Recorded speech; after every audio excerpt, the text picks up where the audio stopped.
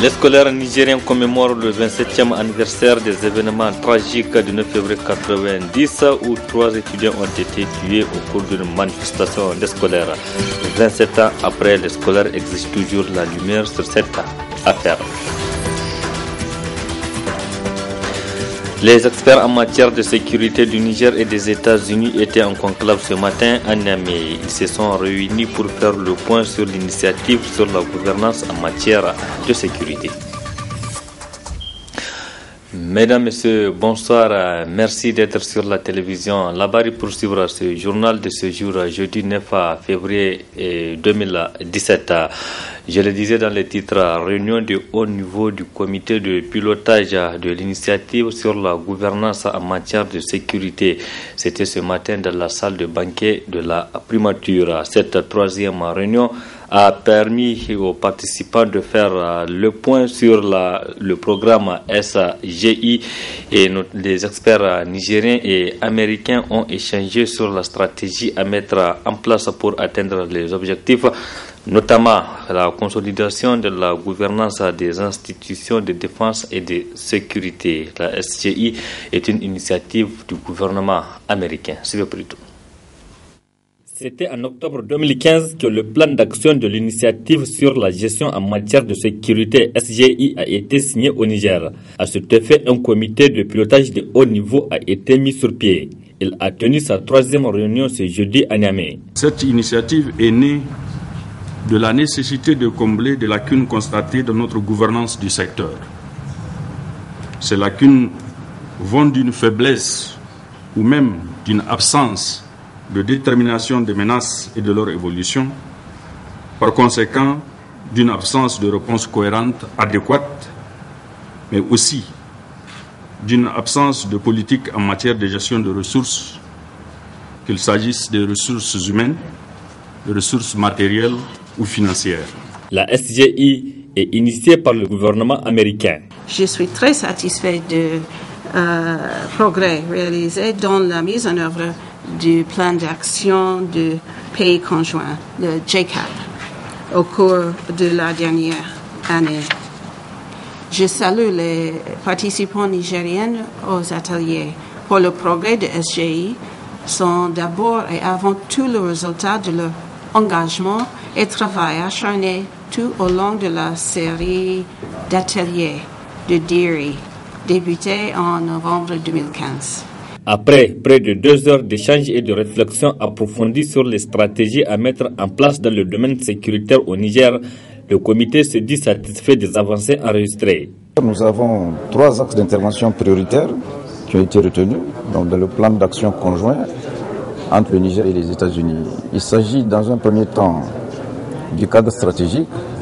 Cela signifie que nous voulons améliorer au niveau du cadre stratégique la manière dont les missions des forces de défense et de sécurité sont conduites selon les meilleures pratiques internationales au regard des différentes menaces qui ont déjà été identifiées.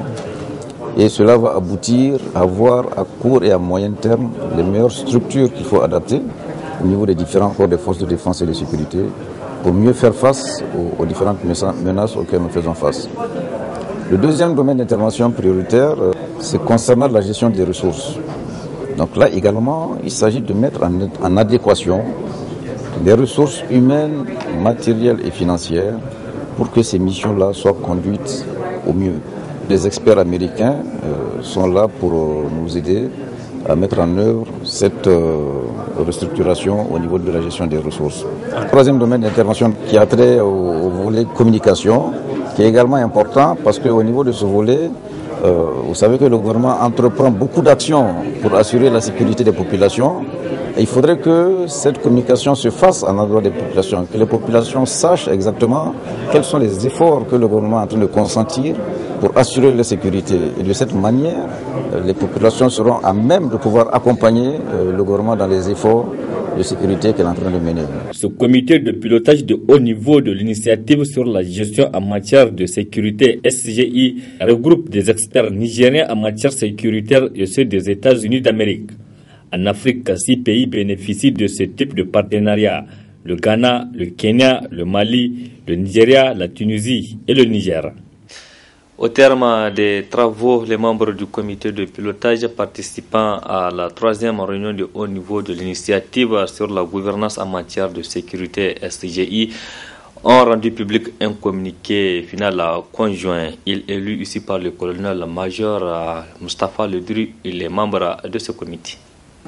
La SGI, qui est une initiative du gouvernement américain, a pour but de consolider la gouvernance des institutions de défense et de sécurité, de favoriser la collaboration interarmée et de renforcer la capacité des partenaires africains à répondre aux besoins sécuritaires de leur population conformément aux valeurs démocratiques. Le Niger, qui est l'un des 6 pays d'Afrique bénéficiant de ce partenariat, les autres étant le Ghana, le Kenya, le Mali, le Nigeria et la Tunisie. Le plan d'action pays JICAP qui régit le programme SGI au Niger définit 3 domaines prioritaires, à savoir l'élaboration d'un cadre d'analyse stratégique des questions de sécurité nationale, l'harmonisation des ressources humaines et matérielles pour répondre efficacement aux besoins sécuritaires à court et à long terme, la promotion et la coordination de la communication des politiques de défense et de sécurité auprès du grand public. L'équipe d'experts nigériens et américains a mis sur pied ces 3 domaines prioritaires de façon conjointe et dans un esprit de partenariat. Au cours de cette réunion du 9 février, les membres du comité de pilotage des 2 pays ont examiné les progrès accomplis à ce jour depuis la signature du plan d'action en octobre 2015 dans l'atteinte des objectifs définis dans le cadre de la SGI. Les experts américains ont félicité leurs homologues du Niger pour l'achèvement de la rédaction des documents produits au cours des ateliers tels que la directive de planification stratégique, la doctrine logistique conjointe, ainsi que les politiques de réforme dans la gestion des ressources humaines. Ils ont également salué l'initiative du gouvernement nigérien à intégrer les réformes recommandées par les participants à la SGI, notamment dans le rééquilibrage des allocations budgétaires 2017 des forces de défense et de sécurité. Les 2 parties ont aussi saisi cette occasion pour réaffirmer leur engagement à poursuivre cette collaboration dans le cadre de la SGI, soulignant son importance dans la coopération entre nos 2 pays, notamment dans leurs efforts pour la paix et la stabilité régionale. Enfin, la partie américaine a exprimé toute sa gratitude aux partenaires nigériens pour la parfaite organisation de cette réunion du comité de pilotage. Je le disais dans les titres, le monde scolaire nigérien commémore ce jour 9 février 2017 le 27e anniversaire des événements tragiques intervenus l'an 90 le 9 février. Une commémoration qui est placée cette année sous le thème gouvernance et civisme au Niger, rôle et responsabilité de l'élite politique au Niger, avec en toile de fond une marche suivie d'un meeting à la place des Martyrs. Le point avec Adam Soumana et Nasser Seydou. Encore une fois, c'est à la place des Martyrs que les scolaires nigériens de la capitale ont convergé en cette date historique du 9 février. Une date commémorative des événements du 9 février 1990, au cours de laquelle 3 étudiants de l'université de Niamey ont été froidement assassinés lors d'une marche pacifique.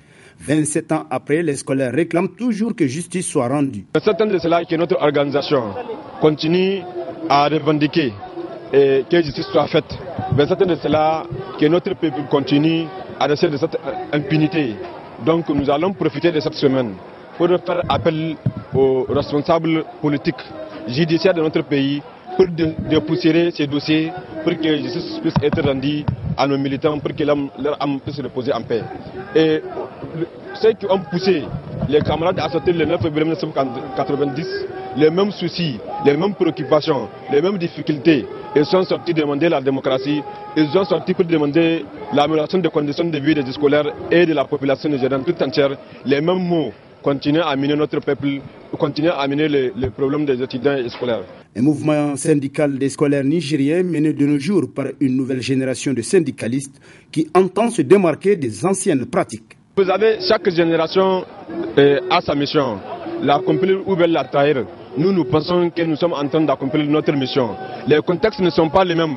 C'est sur quoi les gens attendent les scolaires aujourd'hui et pour sortir casser les biens publics et poser des actes qui ne cadrent pas avec le civisme. Nous avons dit que nous avons banni ça depuis le congrès de Kolo. Mais notre organisation a connu toujours des hauts et des bas. Cela ne peut pas l'empêcher à poser les vraies revendications de ces militants et aller à la reconquête des acquis.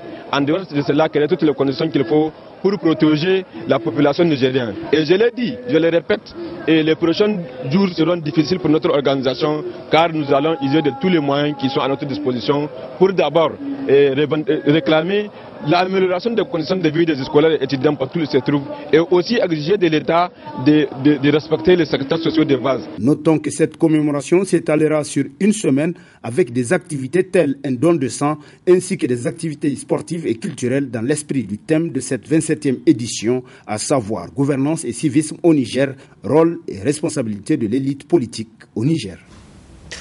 Les enseignants sont en grève de 2 jours depuis ce jeudi matin sur l'ensemble du territoire national. Une grève à l'appel de la cause Niger et du SINASEB pour manifester leur mécontentement face au non-respect des engagements pris et donc le 13 décembre 2016 par le gouvernement. Les classes étaient restées fermées, nous rapportent nos reporters Asma Ousseidou et Aboubakar Souley. La cause Niger et le SINASEB mettent en exécution leurs menaces après près de 2 mois d'accalmie. Une grève de 2 jours dans le secteur de l'éducation. Un arrêt de travail à l'appel de ces syndicats pour exprimer leur désolation au gouvernement qui n'a pas respecté le protocole signé le 13 décembre 2016. Il vous souviendra que dans un communiqué conjoint, le gouvernement avait pris l'engagement de régler un certain nombre de problèmes que le monde enseignant rencontre aujourd'hui. Mais à la date d'aujourd'hui, je vous dis, en dehors des engagements qui ont été pris, il y a même de nouvelles menaces contre ces enseignants-là. Les engagements qui ont été pris n'ont pas trouvé de solution. Mieux encore, c'est des nouvelles menaces que nous sommes en train de constater à l'encontre de ces enseignants. Aujourd'hui, vous avez vu la sortie médiatique du ministre de l'enseignement primaire qui a lancé ce discrédit contre les enseignants par rapport à un faible taux de niveau. Les engagements qui sont pris ne sont pas respectés. Le gouvernement avait pris l'engagement dans le communiqué conjoint de payer à terme échu les pécules, de payer l'intégralité des arriérés de pécules. À l'heure où je vous parle aujourd'hui, quand on prend par exemple la région de Niamey, ils ont commencé à payer les pécules hier, mais sur un total de 400 millions qui devraient être bloqués, c'est seulement 100 millions qui ont été bloqués hier. Donc, est-ce que cette situation vise le paiement des arriérés de pécules ou bien ça vise autre chose, ou bien c'est juste une diversion? Le syndicat du secteur de l'éducation conteste également l'annonce faite par le ministre des Enseignements primaires pour l'évaluation des enseignants. Nous disons à monsieur le ministre que cette baisse de niveau aujourd'hui est due au fait seulement de leur politique qu'ils sont en train de mettre en œuvre par rapport au système éducatif. Nous nous posons des questions par rapport à ce qui se passe aujourd'hui sur le terrain. Nous avons dit que nous ne sommes pas contre le fait que les diplômes soient authentifiés. Nous ne sommes pas contre l'évaluation des enseignants, mais nous disons qu'il faut que ça soit fait de manière transparente dans la justice et dans l'équité. Il ne faudrait pas qu'il y ait 2 poids 2 mesures. Aujourd'hui, les inspecteurs même qui sont sur le terrain en train de vouloir intimider nos camarades, en train de vouloir les intimider, nous connaissons beaucoup d'entre eux qui aujourd'hui travaillent avec des faux diplômes. Nous connaissons beaucoup d'entre eux qui aujourd'hui ont recruté des enseignants avec des faux diplômes. Donc ils sont complices. Si on doit faire la justice, il faudrait que la justice soit faite à tous les niveaux. C'est le premier mouvement qu'observent les enseignants depuis le début de l'année 2017. Les commerçants du marché Bonkané situé dans le 3e arrondissement communal de Niamey ont rendu public cet après-midi une déclaration. Celle-ci est relative au retrait de la confiance des commerçants du marché à leurs délégués. Le point avec Adam Soumana et Ibrahim Abdou. La crise de leadership qui sévit au niveau du marché Bonkané, consécutive à sa gérance, prend de plus en plus une autre tournure. En effet, l'on assiste ces derniers jours à des déclarations tous azimuts à travers lesquelles les différents protagonistes se jettent l'anathème.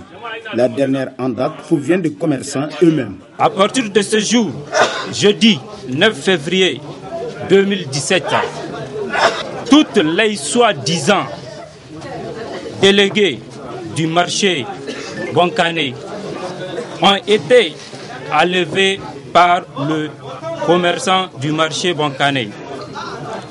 pour les causes suivantes. Au lieu de se gérer des problèmes des commerçants, il s'est mis uniquement des réunions personnelles entre eux et les gérants.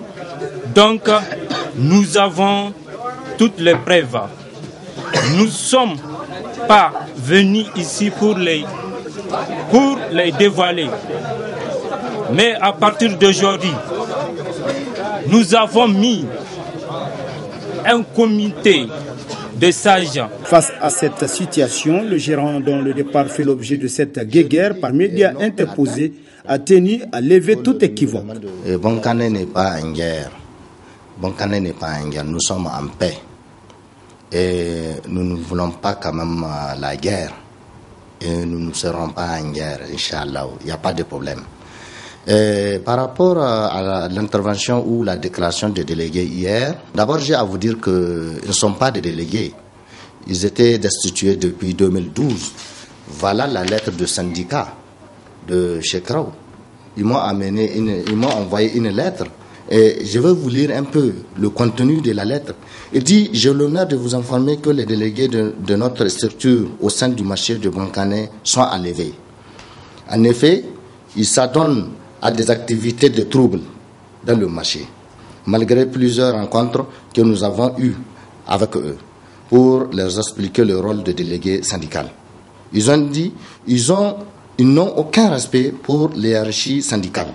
Ils n'ont aucun respect pour la déontologie de leur activité. Ils ne veulent aucune quiétude sociale dans le marché. Nous ne voulons pas qu'ils ternissent l'image de notre syndicat. Voilà, il dit, au vu de tout ce qui précède, notre syndicat ne saurait cautionner une telle pratique et nous leur demandons de ramener nos badges qui sont confectionnés à leur nom. Le problème, c'est quoi, au juste? Ils ont un dossier au niveau de la ville de Niamey, ils cherchent eux-mêmes la gérance de ce marché. Voilà le problème. Ainsi, il urge que les autorités compétentes trouvent une solution définitive à cet épineux problème avant le pourrissement de la situation. Il revient surtout à la justice de trancher dans les meilleurs délais l'affaire de la gérance du marché Bonkane. La ministre de la fonction publique était ce jeudi matin dans les locaux de la caisse autonome des retraités du Niger à Kareni. Une visite qui s'inscrit dans le cadre de la prise de contact entreprise par la ministre depuis son arrivée à la tête de ce ministère. Le point avec Nasser Dantoufo et Ibrahim Abdou. C'est dans le souci d'améliorer la prestation de services publics offerts aux fonctionnaires retraités et à leurs familles que l'État a engagé des réformes qui ont abouti en 2012 à la création d'un établissement public dénommé Caisse autonome des retraites du Niger, Kareni, sous la tutelle du ministère de la fonction publique. Ce qui explique en ce jeudi matin la visite du ministre de la fonction publique dans les locaux de la dite institution. Cette visite rentre dans le cadre d'une prise de contact avec nos services déconcentrés. Il y a des difficultés, notamment le transfert des compétences et de certaines ressources financières. Donc, pour permettre à la Kareni vraiment de jouer son rôle à elle, conféré par le gouvernement, il faudra nécessairement qu'il y ait transfert de ses compétences et de ressources financières. Donc nous allons nous atteler rapidement à faire adopter les projets de décret portant justement transfert de ses compétences et de ses ressources. L'administration de la Kareni enfonce l'espoir quant au démarrage effectif de l'institution à travers cette visite. Ce que nous attendons de cette visite, c'est d'abord bien sûr que la ministre se rende compte que la Kareni est vraiment prête pour travailler. Et je crois que cet objectif est bien réussi. Deuxièmement, c'est que la ministre nous aide à faire démarrer les activités de cette Kareni.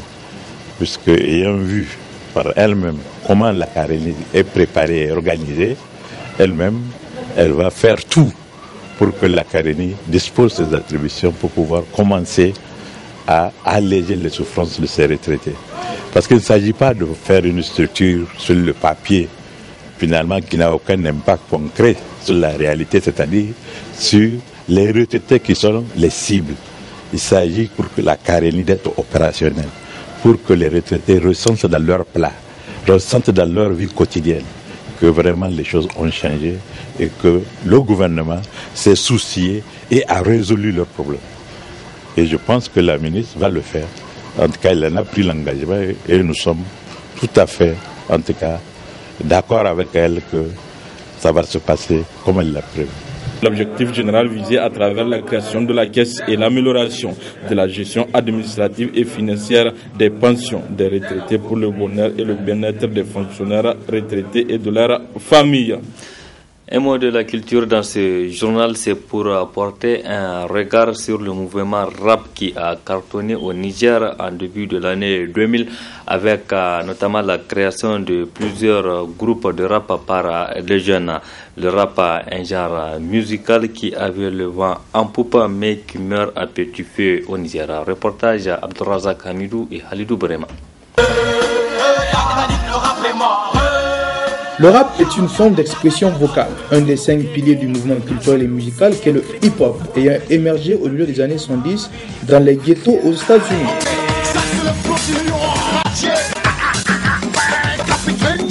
Le genre se manifeste au Niger par ses expressions graphiques et la danse vers le milieu des années 80. C'étaient des artistes comme Gabero, Sikasei ou encore Génération 94. C'est seulement après que sont venus les premiers rappeurs.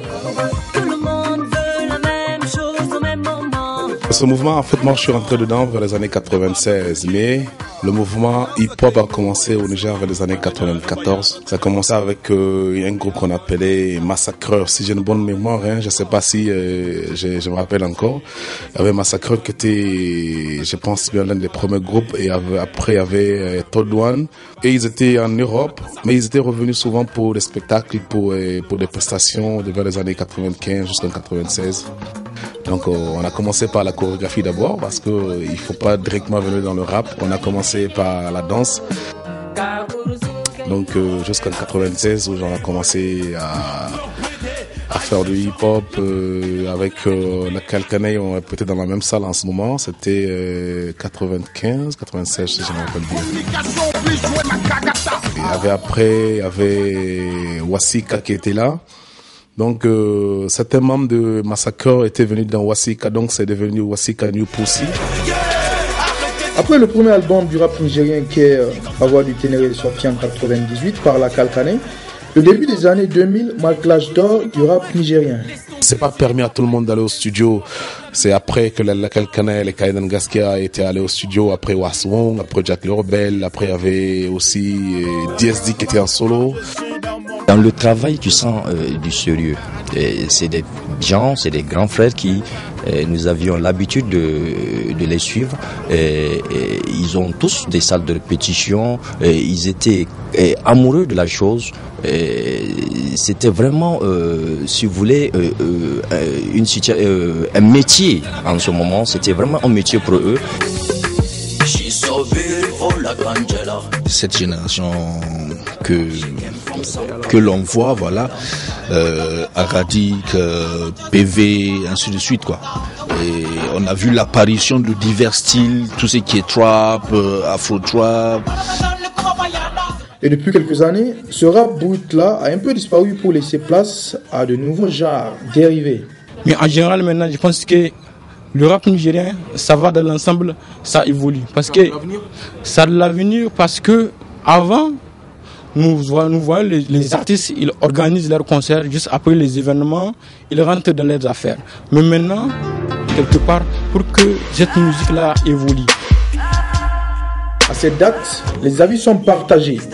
Le showbiz semble de toute évidence s'installer peu à peu et se place pour beaucoup comme la solution d'un avenir meilleur pour le rap nigérien. Point final de cette édition. Merci à vous qui l'avez suivi. Restez en compagnie du programme de la télévision Labari. Au revoir et à tous.